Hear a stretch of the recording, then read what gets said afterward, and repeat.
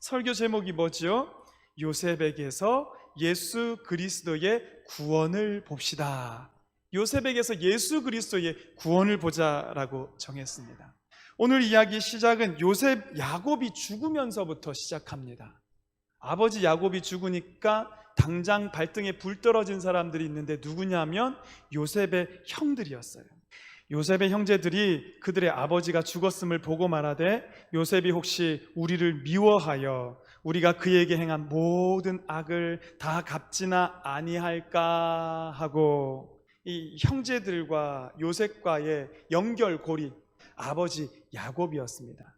그런데 이 야곱이 죽고 나니까 이 형들이 마음에 걸리기 시작하는 겁니다. 형들의 시기와 질투가 극에 달했을 때 이 동생을 죽이겠다고 내몰았고요. 그때로부터 30세가 되어서 애굽의 총리가 될 때까지 한 13년, 14년간 노예 생활을 했고요. 감옥에 갇혀서 옥살이까지 하게 되는, 참 영그러지지 않은 소년이 감당하기에 어려운 시간을 보냈던 것 같습니다. 그렇죠, 여러분?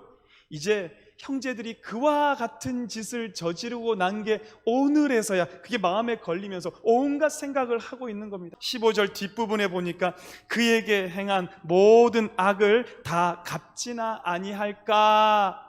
요셉에게 말을 전하여 이르되, 당신의 아버지가 돌아가시기 전에 명령하여 이르시기를, 너희는 이같이 요셉에게 이르라. 내 형들이 내게 악을 행하였을지라도 이제 바라건대 그들의 허물과 죄를 용서하라 하셨나니, 당신 아버지의 하나님의 종들인 우리 죄를 이제 용서하소서.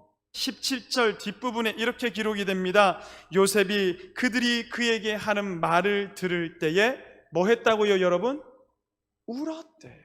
그의 형들이 또 친히 와서 요셉 앞에 바짝 엎드립니다. 그리고 말합니다. 우리는 당신의 종들이니이다. 제발 우리를 용서해 주십시오. 살려만 주십시오. 그 앞에서 두려워서 벌벌벌 떨고 있는 거예요. 사실 요셉 속을 들여다보면은요, 형들에게 복수한다, 내가 이거 가만두지 않겠다, 이런 생각이 전혀 보이지 않는 겁니다. 내가 형들보다 의로워서가 아니라 그냥 하나님께서 나를 잡아서 도구로 삼으셨구나. 야곱의 가문을 하나님의 백성 이스라엘로 만들기 위한 이 하나님의 구원의 계획 가운데 하나님께서 나를 쓰셨으니 내가 오늘 이 자리에 있구나. 하나님의 은혜가 있었으니 내가 오늘 총리의 자리에 있을 수 있구나.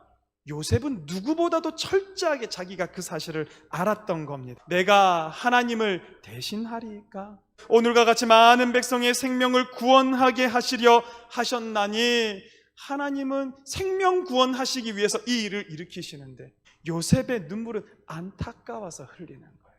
형들이 자기들의 죄 속에 갇혀서 이거 끙끙 앓고 있는 모습이 너무너무 가슴 아파서 오늘 눈물을 흘린 거고요. 요셉은 형제입니다. 그러나 이 순간만큼은 아버지의 눈물이죠. 아버지가 자식을 향해서 이 큰 사랑을 베풀매도 불구하고 자식이 알지 못하고 깨닫지 못하고 헤아리지 못하는 것을 보면서 안타까이 흘리는 아버지의 눈물로 오늘 요셉이 운 것이고요. 이 눈물은 예수 그리스도의 눈물과 맞닿아 있는 것을 볼 수가 있습니다. 주님이 흘린 눈물은 십자가의 무거움이 아니라오, 우리의 무지함을 아파하시며 흘리신 눈물이었소. 이런 찬양이 있습니다. 예수님 우신 건요, 자기의 사랑을 주어도 생명을 주어도 깨닫지 못하는 그 사람들의 무지함이 가슴 아파서 눈물 흘리셨던 거라는 거예요. 여러분, 지금 이 장면이 뭡니까? 요셉과 예수 그리스도가 교차하고 오버랩되는 장면인 거예요. 제가 오늘 설교 초반에 말씀드렸죠. 요셉은 예수 그리스도의 예표다.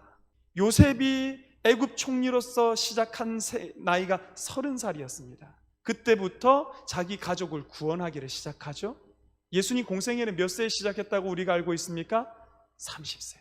그때부터 하나님의 백성 구원하기 시작했다. 맞잖아요. 요셉은 은 20개에 팔려갔습니다. 예수님은 은 30개의 가룟 유다에 의해서 제사장에게 넘겨졌습니다. 20개, 30개 다른 거 아닙니까? 요셉이 팔릴 당시의 나이는 17살. 그 나이에 맞는 노예값이 은 20개고요. 예수님께서 넘겨지실 당시는 30세 이후에 그 나이에 맞는 노예값은 은 30개. 각각의 노예의 값만큼을 받고 넘겨지셨다라는 겁니다. 요셉도 아버지 야곱의 사랑받는 아들로서 형제들이 팔아버렸고요. 예수 그리스도도 아버지 하나님의 사랑받는 독생 아들로서 그의 동족이 팔아 넘겨버린, 여러분 여러 면에서 요셉을 보면 예수 그리스도가 생각나는 예표라는 거예요. 근데 제가 본 가장 큰 요셉이 예수님의 예표되는 증거는 바로 이 눈물이래요. 눈물. 요셉은 왜 웁니까? 형들이 불쌍해서 웁니다. 하나님의 이 큰 사랑을 깨닫지 못하는 거예요. 하나님께서 용서해 주셨음에도 용서받지 못한 거예요. 그냥 과거의 죄에 묶여서 살아가는 거, 과거의 잘못에 갇혀가지고 오늘도 벌벌 떨고 살아가고 있는 그 형들을 봤더니 너무너무 아파서 울고 있습니다. 예수님도 울었습니다. 그 눈물도 비슷합니다.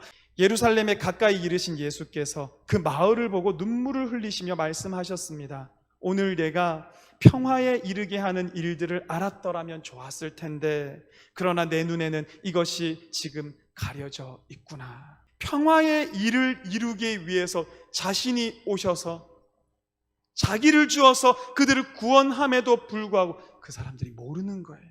그들의 눈이 가려져 있음에 안타까워하면서 예루살렘을 바라보고 우셨다. 여러분, 이 눈물이 요셉과 예수 그리스도가 교차되어지는 가장 큰 예표가 된다라는 것입니다. 그리고는 보세요, 요셉이 형들에게 베풀어 준 거는 구원이었습니다.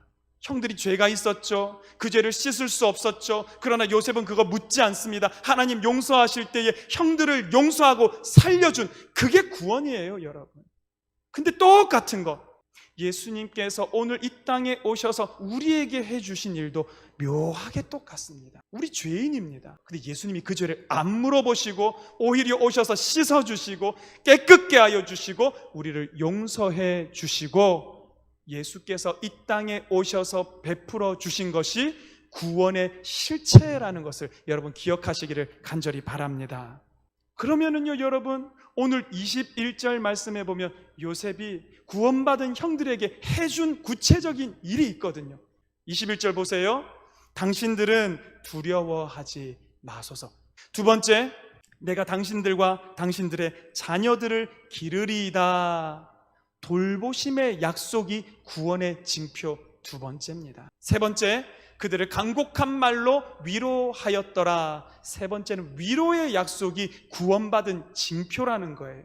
예수님께서 우리를 구원하셨는데 그 구원하심의 징표는 어떻게 내 삶에 나타나는가? 이제 보겠습니다. 첫 번째는 평안의 약속. 구원받은 이들은 평안의 약속이 그들 속에서 나오는 겁니다. 두려워하지 마소서, 요셉이 이와 같이 말했습니다. 여러분, 이것처럼 구원받은 자들에게는 두려움이 없는 거예요. 너희는 다시 무서워하는 종의 영을 받지 아니하고 양자의 영을 받았으므로 우리가 아빠, 아버지라고 부르짖느니라. 아멘. 우리는 구원받았다라고 얘기를 하면서도 두려움이 내 속에 있다면 이건 뭔가 모순된 거 아니겠습니까? 두 번째 징표가 있습니다. 돌보심의 약속. 요셉이 형들에게 뭐라고 얘기를 하냐면 당신들과 당신들의 자녀를 내가 기르겠습니다, 돌봐주겠다라는 약속을 해준 것처럼 예수 그리스도께서 돌봐주심의 약속을 우리에게 주신, 그것이